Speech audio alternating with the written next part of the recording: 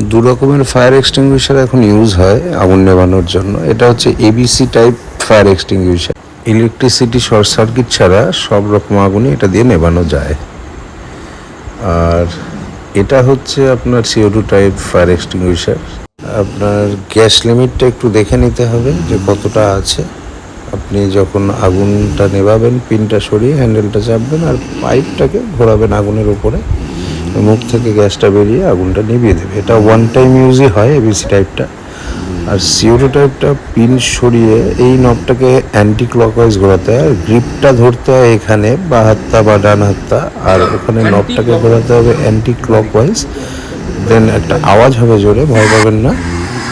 এটা আপনি electrical short সার্কিটে ইউজ করতে পারেন। তো খুব শর্টেই আমি বোঝানোর চেষ্টা করলাম যেটা সচরাচর আগুন লাগলে আমাদের কি করতে হবে এই দুটো ফায়ার এক্সটিংগুইশার দিয়ে।